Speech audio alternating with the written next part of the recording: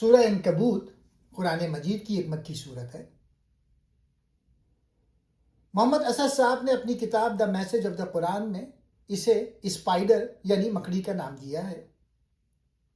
محمد اسد ایک عقل پسند مفسر تھے جو قرآن کی تفسیر میں منطق، عقل، تاریخ اور انسانی فطرت پر زور دیتے ہیں۔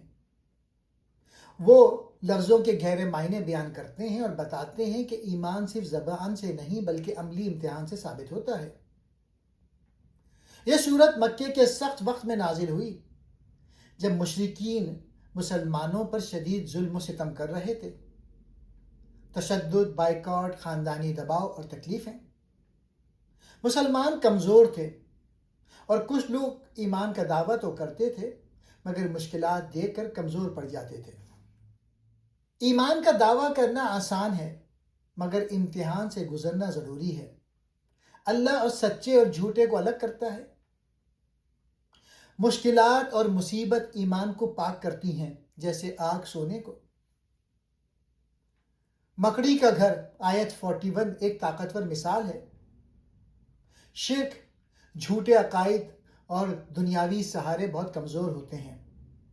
ہوا کا ایک جھونکا انہیں اڑا لے جاتا ہے۔ پچھلے انبیاء نوح، ابراہیم، لوط علیہ السلام کی کہانیاں بتاتی ہیں کہ سچے لوگ مشکلات سے گزرے مگر اللہ نے ان کی مدد کی۔ اللہ کی نشانیاں ہر طرف ہیں مگر عقل والے ہی غور کرتے ہیں۔ قرآن پڑھو، نماز قائم کرو، یہ برائی سے روکتی ہے۔ اہل کتاب سے اچھے طریقے سے بحث کرو۔ پہلا نقطہ، ایمان صرف دعویٰ نہیں، آزمائش کا قانون۔ سورہ کا آغاز ہی ایک بہت بڑے سوال سے ہوتا ہے۔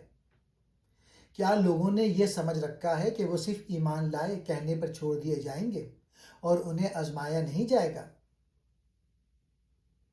محمد اسد کہتے ہیں، ایمان کوئی جامد چیز نہیں بلکہ یہ ایک عمل ہے۔ سچا مومن وہ ہے جو مشکل وقت میں بھی اپنے اصولوں پر قائم رہے۔ آزمائش اس لیے آتی ہے تاکہ کھوٹے اور کھرے کا فرق واضح ہو جائے۔ دوسرا نقطہ، انفرادی ذمہ داری یعنی پرسنل رسپانسبلٹی۔ اسد صاحب اس بات پہ زور دیتے ہیں کہ قرآن کے مطابق ہر انسان اپنے عمل کا خود ذمہ دار ہے۔ کوئی دوسرا آپ کا بوجھ نہیں اٹھائے گا۔ اگر والدین آپ کو شرک یا غلط راستے پر مجبور کریں تو ان کی بات نہیں مانی جائے گی، لیکن ان کے ساتھ دنیا میں برتاؤ اچھا رکھنا ہوگا۔ یہ توازن اسد کے نزدیک اسلامی اخلاقیات کی بنیاد ہے۔ تیسرا نقطہ، مکڑی کے جالے کی مثال۔ اس سورہ کا نام عنکبوت یعنی مکڑی اس لیے ہے کیونکہ اس میں باطل سہاروں کی حقیقت بیان کی گئی ہے۔ جو لوگ اللہ کے سوا دوسروں یعنی طاقتور لوگوں، دولت یا بتوں پر بھروسہ کرتے ہیں، ان کی مثال اس مکڑی جیسی ہے جو اپنا گھر بناتی ہے۔ محمد اسد لکھتے ہیں کہ مکڑی کا جالا بظاہر ایک پیچیدہ اور خوبصورت ڈھانچہ معلوم ہوتا ہے لیکن یہ کمزور ترین گھر ہے۔ اسی طرح وہ نظریات یا طاقتیں جو خدا کے قانون کے خلاف ہیں، دیکھنے میں کتنی ہی مضبوط کیوں نہ لگیں، حقیقت میں بالکل کھوکھلی ہوتی ہیں۔ چوتھا نقطہ، ہجرت اور وسعت الہی۔ اس سورہ میں ہجرت کا اشارہ ملتا ہے۔ محمد اسد کے مطابق اگر کسی جگہ انسان کے لیے اپنے ضمیر اور ایمان کے مطابق جینا ناممکن ہو جائے تو اسے وہاں سے نکل جانا چاہیے۔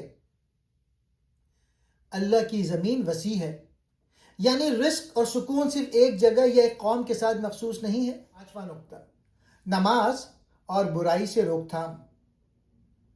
آیت 45 میں ذکر ہے کہ نماز بے حیائی اور برائی سے روکتی ہے۔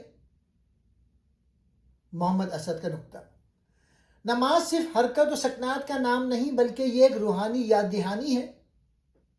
اگر نماز انسان کے کردار کو تبدیل نہیں کر رہی تو اس کا مطلب ہے کہ نماز کی اصل روح یعنی اللہ کا شعور مفقود ہے۔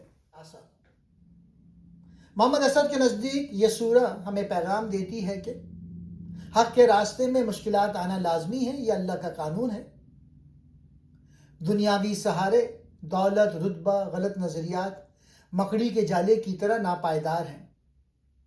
اصل طاقت صرف اللہ کے ہاتھ میں ہے اور انسان کی نجات اس کے اپنے نیک اعمال اور خلوص نیت میں ہے۔